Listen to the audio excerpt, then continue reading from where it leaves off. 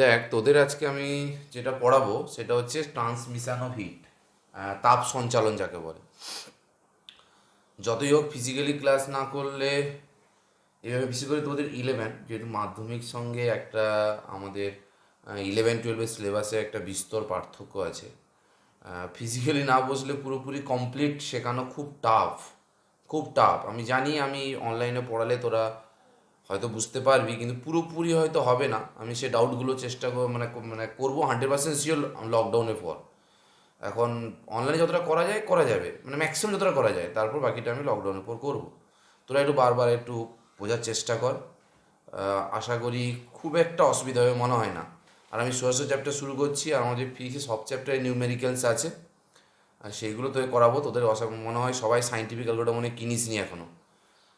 সেটা একটা problem, calculator ছাড়া আমাদের তো এই নিউমেরিক্যাল করা খুবই টাফ। তো দেখ, আগে বলি, প্রথমে যেটা জানতে হবে যে তাপ মানে হিট, এই তাপের মানে হিট, এর সিজিএস একক কী হয়? এর সিজিএস একক হয় ক্যালোরি, সংক্ষেপে লেখে CAL, ক্যালোরি। এসআইতে কী হয়?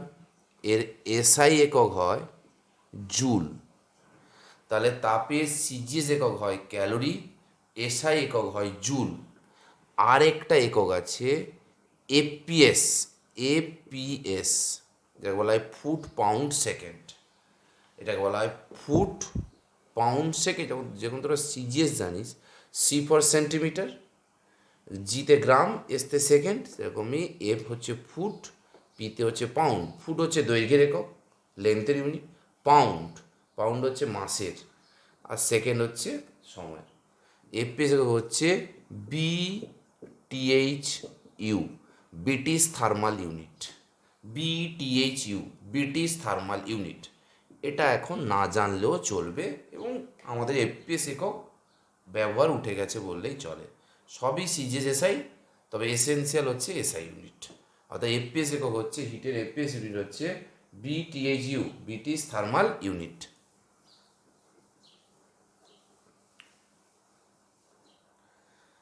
দেখ, হিট তিনটে পদ্ধতিতে সঞ্চালিত হয়। এক নাম্বার যেটা হচ্ছে সেটা হচ্ছে পরিবহন, যাকে আমরা বলছি কন্ডাকশান। কি বললাম? পরিবহন, যাকে বলছি কন্ডাকশান। তারপর আছে পরিচলন, কনভেকশান। তারপর হচ্ছে বিকিরণ, রেডিয়েশন। আমি এখন আলোচনা করব পরিবহন নিয়ে, যাকে আমরা বলছি কন্ডাকশান। সেই কন্ডাকশান নিয়েই আমি আলোচনা করছি। পরিবহন জিনিসটা কীরকম? মনে কর এই একটা লোহার রড নে, আমরা একটা লোহার রড নিলাম। এই রডটাকে এইদিকে তুই বার্নারটা দিয়ে গরম কর, এইদিকে বার্নার দিয়ে তুই গরম কর। যখন তুই লোহার রডটাকে বার্নার দিয়ে গরম করবি, মনে কর এখানে টেম্পারেচারটা হচ্ছে 100 ডিগ্রি সেন্টিগ্রেড, এখানে টেম্পারেচার হচ্ছে ধরলাম 10 ডিগ্রি সেন্টিগ্রেড। তাহলে হিট কোন দিকে যায়? না, তাপ যায় উচ্চ উষ্ণতা থেকে নিম্ন উষ্ণতার দিকে। তাহলে সঙ্গে সঙ্গে 100 ডিগ্রি সেন্টিগ্রেড থেকে 0 ডিগ্রি সেন্টিগ্রেড দিকে তাপ যাবে। ঠিক, একটা লোহার রড নিয়েছি। এবার মনে কর লোহার রডে এই জায়গায় আমি একটা কি লাল একটা দাগ করে দিলাম, লাল একটা স্পট করে দিলাম। তাপ যখন এখান থেকে এখানে যাবে, আমার এই লাল স্পটটা কি ওখানে থাকবে, না বাম বা ডান দিকে সরে যাবে? না, এরকম কিছু ঘটনা ঘটবে না, ওই লাল স্পট ওখানেই থাকবে। অথচ তাপ এক জায়গা থেকে অন্য জায়গায় সঞ্চালিত হলো, লাল স্পটটা সরল না। মানে যে রডটা নিয়েছিলাম, সে লোহা হোক অ্যালুমিনিয়াম হোক, সেই রডটার যে মিডিয়াম, সেই রডটাকে মিডিয়াম বলছি, মাধ্যম বলছি, তার যে পার্টিকেল, তার যে কণা, তারা কোনোরূপ স্থানচ্যুত করলো না, তারা ডিসপ্লেসড হলো না। তাহলে যে প্রক্রিয়ায় তাপ এক জায়গা থেকে অন্য জায়গায় সঞ্চালিত হবে, অথচ মিডিয়ামের পার্টিকেলগুলো কোনো ডিসপ্লেসড হবে না, অথচ মাধ্যমের কণা কোনো স্থানচ্যুত হবে না, তাহলে যে প্রক্রিয়ায় তাপ এক জায়গা থেকে অন্য জায়গায় যাবে, অথচ মাধ্যমের কণা কোনোরূপ স্থানচ্যুত হবে না, সেই প্রক্রিয়াকে আমরা বলবো পরিবহন প্রক্রিয়া, কন্ডাকশন মেথড। তাহলে কন্ডাকশন প্রক্রিয়ায় তাপ এক জায়গা থেকে অন্য জায়গায় সঞ্চালিত হবে, মাধ্যমের কণা কোনরূপ স্থানচ্যুত হবে না। ঠিক। তোরা হয়তো জানিস সবাই উষ্ণতার মানে টেম্পারেচার, উষ্ণতার সিজিএস একক কী হয়? Degree centigrade. উষ্ণতার এসআই একক কী হয়? কেলভিন। আর এপিএস একক কী হয়? Degree Fahrenheit. তাহলে উষ্ণতার সিজিএস একক হয় কি বললাম? Degree centigrade. উষ্ণতার এসআই একক হয় কেলভিন, আর উষ্ণতার এপিএস একক হয় ডিগ্রি ফারেনহাইট। তাহলে সিজিএসে কি হবে? Degree centigrade. এসআইতে কি হবে? কেলভিন। এপিএসে কি হবে? ফারেনহাইট। এবার শোন একটা জিনিস, যদি আমাকে বলে যে 10 ডিগ্রি সেন্টিগ্রেড উষ্ণতা, 10 ডিগ্রি সেন্টিগ্রেড উষ্ণতা মানে কত ডিগ্রি, মানে কত কেলভিন, তাহলে তুই কি করবি? ডিগ্রি সেন্টিগ্রেড থেকে কেলভিনে যেতে গেলে এখানে কত হবে? তাহলে 10 প্লাস 273, ঠিক 10 প্লাস 273 হবে। এবার মানে এটা তোরা সবাই জানা আছে। এবার যদি আমি বলি যে 10 ডিগ্রি সেন্টিগ্রেড সমান হচ্ছে 10 প্লাস 273 কেলভিন, এবার 10 ডিগ্রি সেন্টিগ্রেড উষ্ণতার পরিবর্তন, 10 ডিগ্রি সেন্টিগ্রেড উষ্ণতা পরিবর্তন মানে আমি কি করলাম? ধরো আমার কাছে ছিল 100, আমি 110 করলাম, তাহলে পরিবর্তন কত হলো? 10। বা আমি 90 করলাম, তাহলে পরিবর্তন কত হলো? 10। তাহলে আমি যদি বলি 10 ডিগ্রি সেন্টিগ্রেড উষ্ণতার পরিবর্তন, আমি কিন্তু এখানে 10 ডিগ্রি সেন্টিগ্রেড উষ্ণতা বলেছিলাম, তার জন্য তোরা কী করেছিস? 10 প্লাস 273 যোগ করেছিস। এবার যদি বলি 10 ডিগ্রি সেন্টিগ্রেড উষ্ণতার পরিবর্তন, তাহলে কেলভিন স্কেলে কতটা পরিবর্তন হবে? তাহলে 10 ডিগ্রি সেন্টিগ্রেড উষ্ণতার পরিবর্তন মানে কেলভিন স্কেলে উষ্ণতা পরিবর্তন কত হবে, এটা যদি কোশ্চেন করে তাহলে কী করবো আমি? না, এটা নর্মাল যে 10 ডিগ্রি সেন্টিগ্রেড সমান কত ডিগ্রি কেলভিন বলতো, তাহলে আমি 10 সঙ্গে 273 যোগ করতাম, সমস্যা মিটে যেত। কিন্তু আমি যদি বলি 10 ডিগ্রি সেন্টিগ্রেড সমান 10 ডিগ্রি সেন্টিগ্রেড উষ্ণতা পরিবর্তন, সেটা কত ডিগ্রি মানে কত পরিমাণ কেলভিন উষ্ণতা পরিবর্তন বার করো, সেক্ষেত্রে আমি কী করব? না দেখ, যদি আমি 10 ডিগ্রি, আমি যদি মনে কর 100 ডিগ্রি সেন্টিগ্রেড থেকে যদি 110 ডিগ্রি সেন্টিগ্রেড করি, তাহলে উষ্ণতা কত বাড়লো? 110 মাইনাস 110 ডিগ্রি সেন্টিগ্রেড। তাহলে 100 ডিগ্রি সেন্টিগ্রেড থেকে 110 ডিগ্রি করলে উষ্ণতা পরিবর্তন কত হলো? 10 ডিগ্রি সেন্টিগ্রেড। এবার যদি 100-র সঙ্গে 273 যোগ করি, তাহলে এটা কেলভিন স্কেল। আবার 110-এর সঙ্গে যদি 273 যোগ করি, তাহলে এটাও তো কেলভিন স্কেল। এবার এই দুটোকে বিয়োগ কর, 110 প্লাস 273 মাইনাস 100 প্লাস 273, বিয়োগ করে দেখ কত বেরোচ্ছে? 10 কেলভিনই বেরোচ্ছে। তাহলে উষ্ণতার পরিবর্তন ডিগ্রি সেন্টিগ্রেড স্কেলে যা হবে কেলভিন স্কেলে তাই হবে, এটা আমি বলতে চাইছিলাম। অর্থাৎ উষ্ণতার পরিবর্তন ডিগ্রি সেন্টিগ্রেড স্কেলে যা হবে কেলভিন স্কেলে তাই হবে। অর্থাৎ যদি বলি 10 ডিগ্রি সেন্টিগ্রেড উষ্ণতা মানে কত কেলভিন? 10 প্লাস 273। এবার যদি বলি 10 ডিগ্রি সেন্টিগ্রেড উষ্ণতার পরিবর্তন মানে কেলভিন স্কেলে কতটা পরিবর্তন, তখন বলতে হবে 10ই হবে অ্যান্সার। এটা কিন্তু খুব মাথায় রাখতে হবে, হাইলাইট করতে হবে যে উষ্ণতার পরিবর্তন মানে change of temperature in degree centigrade scale equals to change of temperature in Kelvin scale. অর্থাৎ উষ্ণতা পরিবর্তন ডিগ্রি সেন্টিগ্রেড স্কেলে যা হবে কেলভিন স্কেলে কী হবে তাই হবে।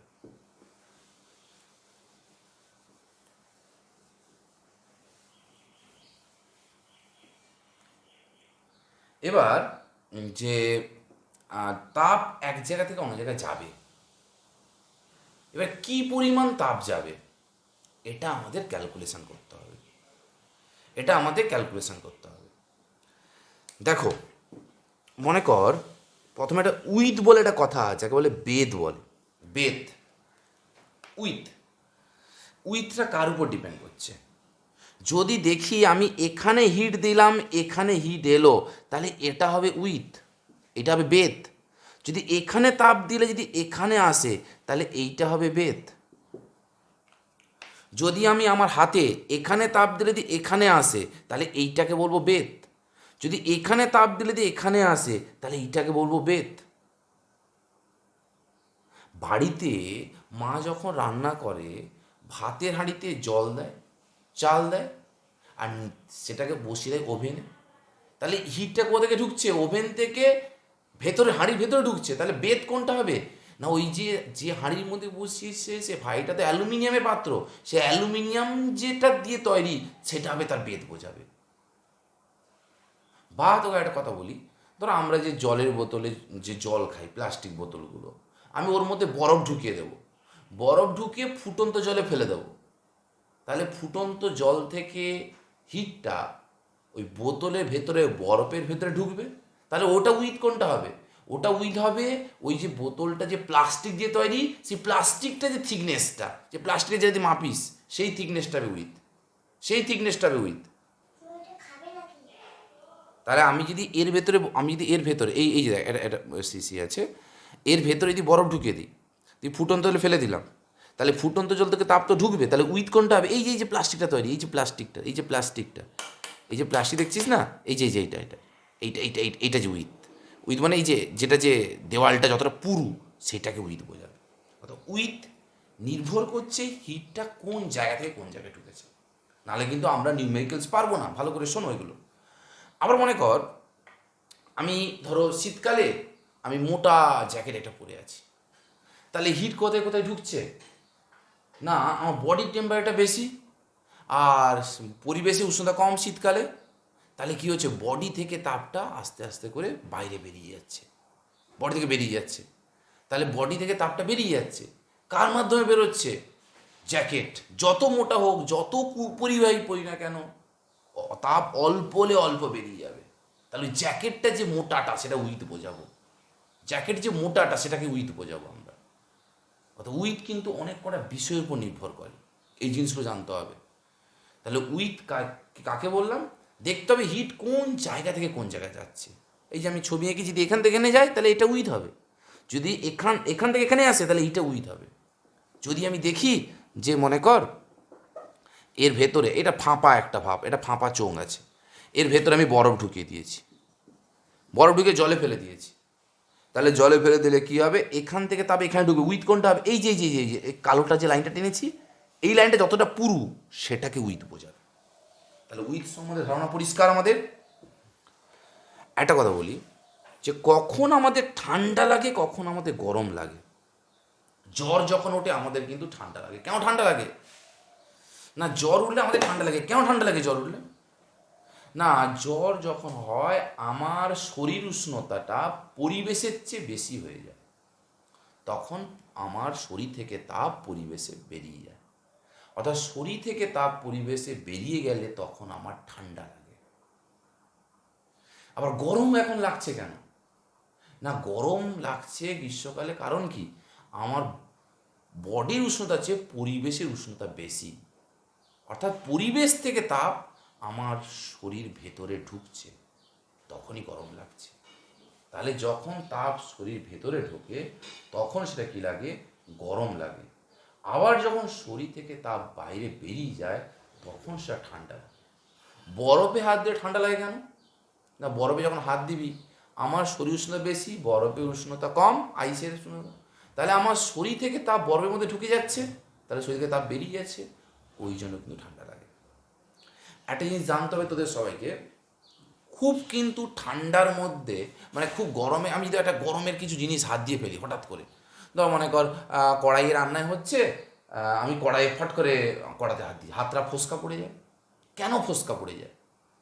না ফোসকা পড়ার পেছনে লজিকটা হচ্ছে খুব অল্প সেকেন্ডে, খুব অল্প সেকেন্ডে অনেক পরিমাণ তাপ আমার শরীরে ঢুকে গেছে, খুব অল্প সেকেন্ডে অনেক তাপ ঢুকে গেছে। হ্যাঁ সেই তাপ যদি মনে কর মানে আমাকে 1 ঘন্টা ধরে তাপ আমার শরীরে যদি ঢোকে যে এফেক্ট হবে, কিন্তু ওই 1 ঘন্টা তাপ যদি 1 সেকেন্ড ঢুকে যায় তাহলে বেশি এফেক্ট হবে। ব্যাপারটা কেমন? তো মনে কর আমি একটা খাবার খাচ্ছি, আমি আমাকে প্রতিদিন একটা করে বিরিয়ানি দেয়, আমি 30 দিনে 30 প্লেট বিরিয়ানি আরামসে খেতে পারবো। এবার 30 প্লেট বিরিয়ানি যদি আমি একদিনে বসিয়ে দিই তাহলে কী হবে? তা এফেক্ট হবে না হবে না? আমার শরীরে এফেক্ট হবে। আমার কথা বুঝতে পেরেছি কী বলতে চাইছি? অর্থাৎ আবার খুব ঠান্ডার মধ্যে হাত দিলে কিন্তু হাত আবার ফোসকা পড়ে যেতে পারে। খুব বড় গরমের মধ্যে হাত দিলে যেমন হাত ফোসকা পড়ে, খুব ঠান্ডার মধ্যে হাত দিলে কিন্তু হাত ফোসকা পড়ে। ফোসকা পড়ার পেছনে কারণ হচ্ছে কুইক যদি শরীরে হিটটা ঢোকে তাহলেও ফোসকা পড়বে, আর কুইক যদি হিটটা বেরিয়ে যায় তাতেও ফোসকা পড়বে। দেখ ফোসকা পড়ে তোরা সবাই জানিস, যখন কেউ পাহাড় থেকে জয় করে কেউ ফেরে দেখবি বলে তার ফসবাইট হয়েছে, ফসবাইট অর্থাৎ দেখবি হাতে যে পায়ে ফোসকা পড়ে গেছে, পুরো ঢুলি ঢুলি হয়ে পুরো ইনফেকশান হয়ে গেছে। তো নাহলে ইউটিউবে সার্চ করে দেখবি যারা পাহাড় থেকে ফেরে তাদের কি হয়, তাদের শরীরে ইনফেকশান হয়, তারা নেমে এসে মানে মেজরিটি লোকেরা তারা নেমে এসে কী করে তাদের অ্যান্টিবায়োটিক খেতে হয় ঘাটা শোকানোর জন্য। তাহলে যখন কোনো কারণে তাদের হাত যদি বরফে টাচ পড়ে যায়, কোনো টাচ পড়ে যায়, তাহলে সেই বরফ তো প্রচণ্ড ঠান্ডা, আমার শরীর উষ্ণতা আছে তো অনেক বেশি, তাহলে আমার শরীর থেকে তাপ কুইক বরফের মধ্যে চলে যাবে। আর কুইক যদি বরফের মধ্যে চলে যায় তাহলে কী হবে না, বডি থেকে তাপ যদি কুইক বেরিয়ে যায় তাহলে ফোসকা পড়ে যাবে। ওই জন্য দেখবি ফোসকা পড়ে যায়। ওই জন্য খুব ঠান্ডার দেশে গেলে হঠাৎ করে খালি হাতে কিন্তু বরফে হাত দেওয়া উচিত নয়, হাতটা ফোসকা পড়ে যাবে এবং ওখানে ইনফেকশান হয়ে যেতে পারে, ঠিক না? তো যাই হোক, দেখ কী করে তাপ এক জায়গা থেকে অন্য জায়গায় সঞ্চালিত হচ্ছে এটা দেখো। ধর এই একটা আমি রড নিয়েছি, এই রড যার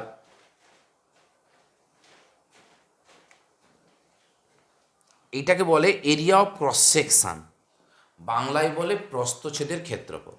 দেখ এইটাকে বলে এরিয়া অফ ক্রস সেকশন। ওই যে তোরা শশা আছে না, শশাকে যদি ছুরি দিয়ে পিস পিস করে কাটিস তাহলে একটা তুই পিস পাবি না, ওই পিসটা যে এরিয়া, সেই এরিয়াটাকে বলা হয় এরিয়া অফ ক্রস সেকশন, ওকে প্রস্থচ্ছেদের ক্ষেত্রফল। আর এটাকে আমি এই যে পেনটার এইটাকে আমি নর্মাল এরিয়াই বলবো, এটাকে আমি নর্মাল এরিয়া বলবো, কিন্তু এইটাকে আমি কি বলবো, এইটাকে আমি বলবো এরিয়া অফ ক্রস সেকশন, এটাকে আমি প্রস্থচ্ছেদের ক্ষেত্রফল বলবো, আর পুরো বডিটাকে আমি এরিয়া বলবো। তাহলে এখান থেকে আমাদের জানা দরকার এরিয়া আর এরিয়া অফ ক্রস সেকশন কী জিনিস, দুটো জিনিস কিন্তু এক নয়। এরিয়া অফ ক্রস সেকশন মানে এই যে মনে কর এই যে অংশটা, এটা কি পাই আর স্কোয়ার, এটা চোং ভাব, এটা কি পাই আর স্কোয়ার, এই পাই আর স্কোয়ারটা কিন্তু এরিয়া অফ ক্রস সেকশন। আর এই পুরো বডিটার এরিয়া কত হয় 2πr_l, এই পুরো পেনটার বডিটার এরিয়া কত 2πr_l, এটা কিন্তু এরিয়া ক্ষেত্রফল বোঝায়, আর এইটা কিন্তু এরিয়া অফ ক্রস সেকশন বোঝায়। আমি ধরলাম এর প্রস্থচ্ছেদের ক্ষেত্রফল ক্যাপিটাল এ, তাহলে কি ধরলাম প্রস্থচ্ছেদের ক্ষেত্রফল ক্যাপিটাল এ। এবার এখানে উষ্ণতা ধরলাম θ2, এখানে উষ্ণতা ধরলাম θ1, আমি লিখে দিচ্ছি θ2 গ্রেটার দেন θ1। তাহলে দেখো এটা হায়ার টেম্পারেচার, এটা লোয়ার টেম্পারেচার, তাহলে হিটটা এই দিকে ফ্লো করবে। ধরলাম হিটটা ফ্লো করছে কিউ, তাহলে এদিকে উষ্ণতা θ2, এদিকে θ1, তাহলে হিটটা ফ্লো করবে কোথা থেকে না আমাদের বাম থেকে ডান দিকে যাবে, যেহেতু এটা হায়ার টেম্পারেচার, ঠিক? তাহলে হিট যদি এখান থেকে এখানে আসে তাহলে এইটাকে বলবো আমরা বেথ বা উইথ, এটাকে ডি দিয়ে লিখলাম স্মল ডি, এটাকে আমরা কি বলবো বেথ বা উইথ। আমি ধরলাম এখানে কিউ পরিমাণ তাপ ঢুকেছে, এখানে কিউ পরিমাণ তাপ ঢুকেছে, এই তো আমি দেখিয়েছি কি পরিমাণ তাপ ঢুকেছে। এখন দেখো এই তাপটা এই এরিয়া অফ ক্রস সেকশনের সঙ্গে কেমন রিলেশন, সমানুপাতিক। কেন সমানুপাতিক এটা আমি জানবো, আমি আগে সমানুপাতিক কেন। মনে কর এই বোর্ডটা একটা তাপের উৎস ভাব, এই বোর্ডটা একটা তাপের উৎস, তাপ তৈরি হয়েছে, আমি একটা আঙুল টাচ করব, আমার শরীর বোর্ড থেকে তাপ আমার শরীরে ঢুকবে। দুটো আঙুল টাচ করব, বেশি তাপ ঢুকবে না কম তাপ ঢুকবে, বেশি তাপ ঢুকবে। অর্থাৎ একটা আঙুলের ক্ষেত্রফল যা হলো দুটো আঙুলের ক্ষেত্রফল তো বেড়ে গেল, তাহলে ক্ষেত্রফল ঢুকতে বেশি পরিমাণ তাপ ঢুকবে, তাহলে তাপটা ক্ষেত্রফলের সঙ্গে কেমন সম্পর্ক, সমানুপাতিক সম্পর্ক। অর্থাৎ ক্ষেত্রফল যত বাড়বে তাপ তত বেশি পরিমাণ ঢুকবে, অর্থাৎ ক্ষেত্রফলের সঙ্গে এই তাপটা কেমন সম্পর্ক হবে, সমানুপাতিক সম্পর্ক হবে। কারণ একটা আঙুল ঢুকলে আমার শরীরে বোর্ড থেকে তাপ যে পরিমাণ ঢুকবে, দুটো আঙুল টাচ করলে বেশি ঢুকবে, তাহলে এই তাপটা ক্ষেত্রফলের সঙ্গে কেমন সম্পর্ক, সমানুপাতিক সম্পর্ক। এটা এরিয়া অফ ক্রস সেকশন, প্রস্থচ্ছেদের ক্ষেত্রফলের সঙ্গে সমানুপাতিক সম্পর্ক। এবার তাপটা সময়ের সঙ্গে কেমন সম্পর্ক, আমি যদি এখন বোর্ডটা আমার তাপের উৎস, আমি 1 সেকেন্ড টাচ করলে যে পরিমাণ তাপ ঢুকবে 2 সেকেন্ড ধরে টাচ করলে বেশি তাপ ঢুকবে না কম সময় ঢুকবে, বেশি তাপ ঢুকবে। দেখবি অনেক সময় ছোটোবেলায় করতাম না, একটা মোমবাতি জ্বালিয়ে দিতাম, জ্বালিয়ে আঙুলটা নিয়ে কী করতাম এদিক ওদিক করতাম, দেখ ম্যাজিক ম্যাজিক ম্যাজিক, এটা করতাম কি না বল, এটা করতাম এই ম্যাজিক ম্যাজিক, ভালো কথা, তুই ম্যাজিক দেখাচ্ছি। আমি বলবো ভাই আঙুলটা আস্তে আস্তে আস্তে আস্তে করে নিয়ে যা তো, দেখ তো কি ম্যাজিক দেখাতে পারিস। তুই আর ম্যাজিক দেখাতে পারবি না, কারণ আস্তে আস্তে করে নিয়ে গেলে কি হবে, তোর আঙুলটা মোমবাতি যে ফ্লেমটা আছে তার মধ্যে অনেক বেশিক্ষণ থাকবে, আর বেশিক্ষণ থাকলে বেশি তাপ তোর হইতে ঢুকে যাবে, তুই আগুনের ফোসকা পড়ে যাবে। অর্থাৎ সময় যত বেশি দিবি তত বেশি পরিমাণ তাপ ঢুকবে। তাহলে সময়ের সঙ্গে তাপটা কেমন সম্পর্ক, সমানুপাতিক সম্পর্ক। ঠিক। এবার তাপটা উষ্ণতার পার্থক্যের সঙ্গেও সমানুপাতিক সম্পর্ক। কেমন উষ্ণতা পার্থক্যের সঙ্গে সমানুপাতিক সম্পর্ক কেমন? মনে কর আমি বললাম না ছোটোবেলায় মোমবাতিকে নিয়ে আগুন জ্বালিয়ে উপর থেকে আঙুল এদিক ওদিক বলতাম ম্যাজিক ম্যাজিক ম্যাজিক। এবার মা যে বাড়িতে রান্না করে গ্যাস ওভেনে আগুনটা জ্বালিয়েতে দিয়ে আঙুলটাকে এদিক ওদিক করতো, দেখাতো ম্যাজিক ম্যাজিক হয়েছে। পারবি না দেখাতে, পারবি না দেখাতে। কারণ কি, তোর হাত আর মোমবাতির মধ্যে যে উষ্ণতার পার্থক্য, তোর হাত আর গ্যাস ওভেনের উষ্ণতা পার্থক্য অনেক বেশি, অনেক বেশি পরিমাণ তাপ ঢুকে যাবে, অনেক বেশি পরিমাণ তাপ ঢুকে যাবে। অর্থাৎ উষ্ণ পার্থক্য বেশি হলে বেশি তাপ চলাচল করবে, একটা নর্মাল ব্যাপার। তারপর জ্বর আসছে, তখন আমার ধর মনে কর 100, মা জ্বর আসছে খুব ঠান্ডা লাগছে। 101, মা জ্বর আসছে ঠান্ডা লাগছে আরও কিছু চাপাও। 102, মা জ্বর আসছে ঠান্ডা লাগছে আরও কিছু চাপাও। তাহলে পরিবেশের সঙ্গে 100 সময় পরিবেশের সঙ্গে যে উষ্ণতা পার্থক্য হবে, 101 হলে পরিবেশের সঙ্গে উষ্ণতা পার্থক্য বেশি হবে, 102 হলে পরিবেশের সঙ্গে উষ্ণতা পার্থক্য আরও বেশি হবে, আরও বেশি তাপ বেরিয়ে যাবে, ওই জন্য বেশি ঠান্ডা লাগবে। অর্থাৎ উষ্ণতা পার্থক্যের সঙ্গে তাপ কেমন সম্পর্ক তাহলে হবে, সমানুপাতিক হবে। অর্থাৎ উষ্ণতা পার্থক্য যত বেশি বাড়বে তাপের আদান প্রদান তত বেশি হবে। ঠিক ব্যাপারটা বুঝতে পেরেছিস? এবার দেখো বেধের সঙ্গে কেমন সম্পর্ক। বেদ ব্যস্তানুপাতিক সম্পর্ক, inversely proportional, inversely proportional relation. তাপের সঙ্গে বেদ ব্যস্তানুপাতিক সম্পর্ক। ব্যাপারটা কেমন? আচ্ছা তোরা একটা কথা বলে নি, তোরা কিন্তু সবাই এবার জুম অ্যাপটা ডাউনলোড করবি। আমি জুম অ্যাপে সাহায্যে পড়াবো, লাইভ ক্লাস করাবো, টাইমটা আমি বলে দেবো। আর জুম অ্যাপের সাহায্যে আমরা লাইভ ক্লাসও করাবো, প্লাস যে ক্লাসটা হবো তার ভিডিওটাও আমি পাঠিয়ে দেবো, দুভাবে করবো। হ্যাঁ, এটা সবাই জুম অ্যাপটা ডাউনলোড করে নাও, আমি বলে দেবো। এবার বেদের সঙ্গে ব্যাসমতির সম্পর্ক কেমন না, দেখ এই যে বোর্ডটা নিয়েছি, এখান থেকে তাপ ওই বোর্ডের তলায় যাচ্ছে, বা এই বোর্ডটা তলায় যাচ্ছে, এখান থেকে তাপ বোর্ডের তলায় যাচ্ছে। বোর্ডটা যদি মোটা হয় তাপ বেশি যাবে না কম যাবে? কমই যাবে। যত পুরু তত কম যাবে। ওই জন্য কী করি, শীতকালে আমি মানে কি বলবো, এক পাতলা জামা পরি না মোটা জামা পরি? মোটা জামা পরি। যত তুমি জামা মোটা পরবে তত তার বেধ বাড়বে, তত শরীর থেকে তাপ বাইরে বেরোবে না। তাহলে বেতের সঙ্গে ব্যস্তানুপাতিক হবে না? দেখবি অনেক সময় হয় না বাড়িতে রান্না করার সময়, ধরো দেখবি মোটা কড়াই হলে মা বলে তেল গরম করতে অনেক সময় লাগছে রে, পাতলা কড়াই হলে তেল গরম করতে ইজি হয়। কারণ মোটা কড়াই হলে কী হবে, তাপ বার্নার থেকে কড়ার ভেতরে আসতে অনেক বেশি সময় লাগাবে। অর্থাৎ বেদের সঙ্গে এটা কেমন সম্পর্ক, ব্যস্তানুপাতিক সম্পর্ক। তাহলে ফর্মুলাগুলোকে কম্বাইন করে কী লিখতে পারি, Q proportional A T θ2 minus θ1 by D. ঠিক, একটা কনস্ট্যান্ট লাগাতে হবে, প্রপোর্শনাল সাইনকে ইকুয়াল সাইনে আনতে, K A θ2 minus θ1 into T by D. এবার তোরা বল সমানুপাতিক সাইনকে সমান আনতে গেলে কনস্ট্যান্ট কেন লাগাতে হবে? অনেকে হয়তো জানিস, অনেকে জানিস না, আমি ব্যাপারটা বলে দিই। আমার বয়স আমার দাদুর বয়স, আমার বয়স বাড়লে আমার দাদুর বয়স বাড়বে না কমবে? বাড়বে, ডেফিনেটলি বাড়বে। মনে কর আমার বয়স যখন 10, আমার দাদুর বয়স তখন 80, তাহলে সমানুপাতিক সম্পর্ক। তাহলে আমার বয়স ইকুয়ালস টু কি আমার দাদুর বয়স হবে? তাহলে এখানে একটা কনস্ট্যান্ট লাগাতে হবে 1/8। তাহলে এই 1/8টা কী হচ্ছে, কনস্ট্যান্ট। তাহলে সমানুপাতিক সাইন থেকে সমান চিহ্নে আনতে গেলে একটা কনস্ট্যান্ট লাগাতে হবে। সেই কনস্ট্যান্ট এখানে কত দেখতে পাচ্ছিস, 1/8। এবার এই যে কে যে কনস্ট্যান্ট, এই কনস্ট্যান্টের নাম হচ্ছে থার্মাল কন্ডাক্টিভিটি, তাপ পরিবাহিতাঙ্ক। কে যে কনস্ট্যান্ট, এই কনস্ট্যান্টের নাম হচ্ছে থার্মাল কন্ডাক্টিভিটি, যাকে আমরা বলছি তাপ পরিবাহিতাঙ্ক। কি বলছি? তাপ পরিবাহিতাঙ্ক। এই ফর্মুলাতে দেখ, এটা আছে θ2 - θ1 বাই ডি। কি বললাম? এই যে θ2 - θ1 বাই ডি, একে বলা হয় উষ্ণতার নতি। একে বলে উষ্ণতার নতি, ইংলিশে বলে টেম্পারেচার গ্রেডিয়েন্ট।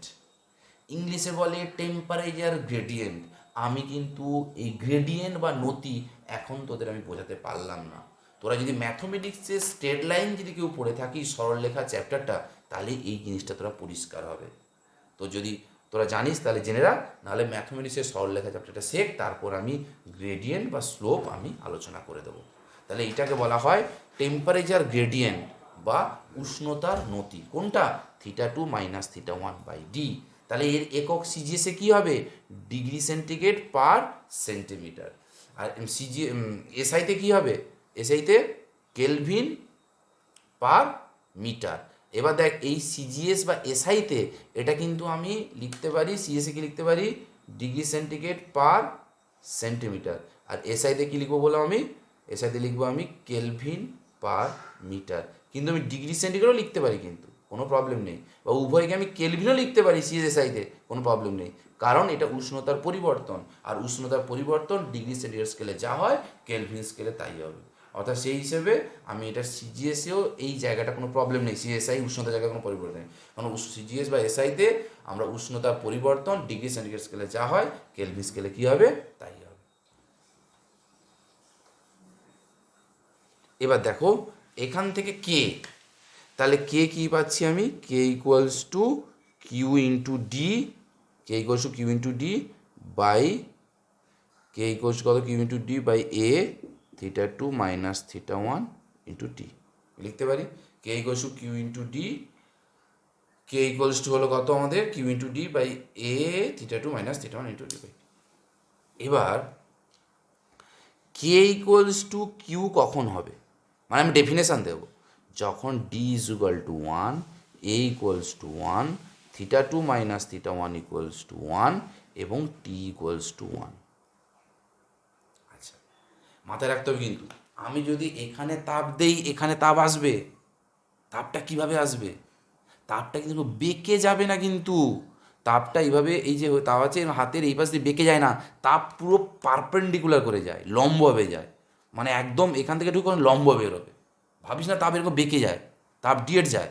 মানে এখানে তাপ দিবি, তারপর এখানে গরম হবে, তারপর এখানে গরম হয় না, না, এখানে তাপ দিলে এখানে গরম হয়। তাপ পুরো হচ্ছে পারপেন্ডিকুলার করে যায়, মানে একদম লম্বভাবে তাপটা যায়।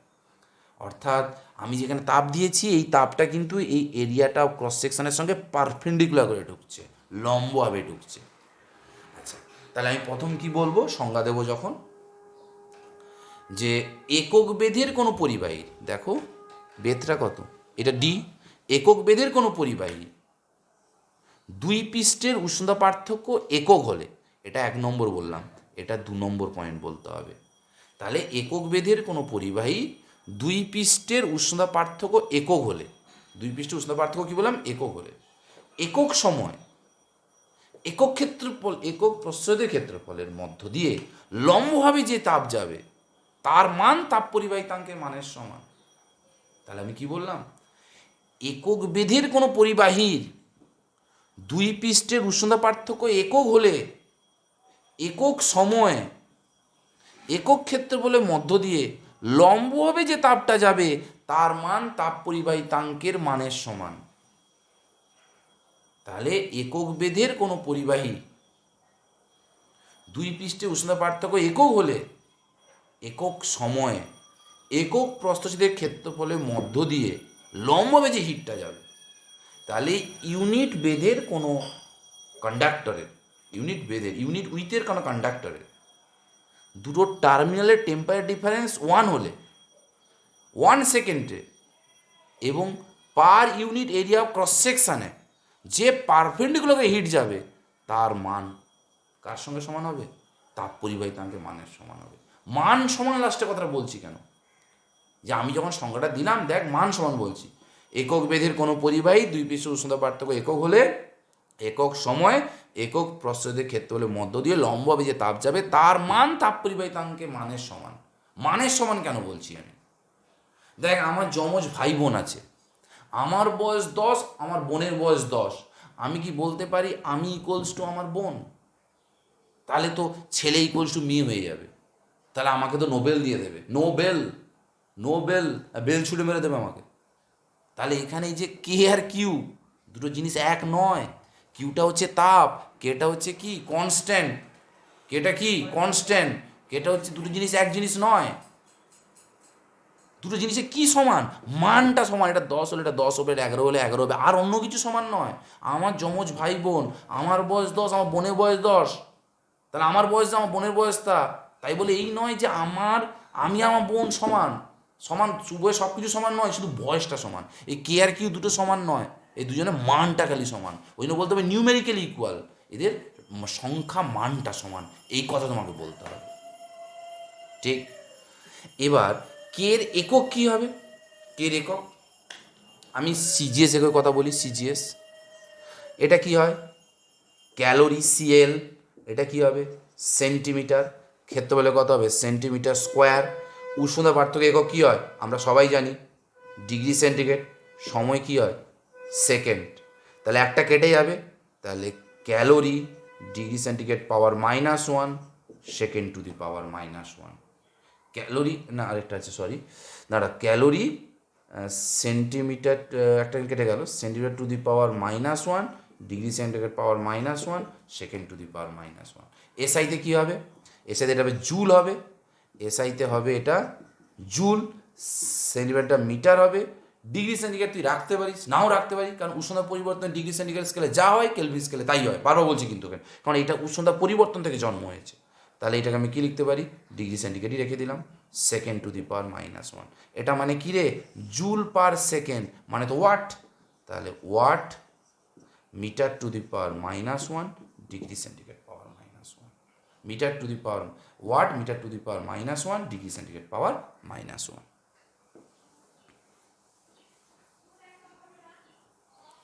এবার আদর্শ সুপরিবাহী বা আদর্শ কুপরিবাহী, মানে আদর্শ সুপরিবাহী মানে আইডিয়াল গুড কন্ডাক্টর, আদর্শ কুপরিবাহী মানে আইডিয়াল ব্যাড কন্ডাক্টর। ভাই আদর্শ বলে মহাবিশ্বে কিছু হয় না। আমি আদর্শ টিচার হতে পারে না, তুই আদর্শ ছেলে হতে পারে না, ও আদর্শ মেয়ে হতে পারে না। আদর্শ ছেলে মানে আদর্শ ছেলে সব সব সব বৈশিষ্ট্য তোর মধ্যে নেই। আদর্শ মেয়ের সব বৈশিষ্ট্য নেই।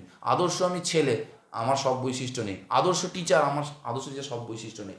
আদর্শ হচ্ছে একটা কল্পনা মাত্র, একটা ইমাজিনারি কনসেপ্ট। মহাবিশ্বে 100% বলে কিছু হতে পারে না, 100% কিছু হওয়া সম্ভব নয় মহাবিশ্বে। এটা আদর্শ কিছু, একটা কল্পনা মাত্র, অর্থাৎ আদর্শ বস্তু, আদর্শ এটা হচ্ছে সম্পূর্ণ হচ্ছে কল্পনা মাত্র, এটা কোনোদিনই সম্ভব নয়। এবার আমরা জানব আদর্শ মানে আইডিয়াল গুড কন্ডাক্টর, আদর্শ সুপরিবাহী কাকে বলে। আমি এখানে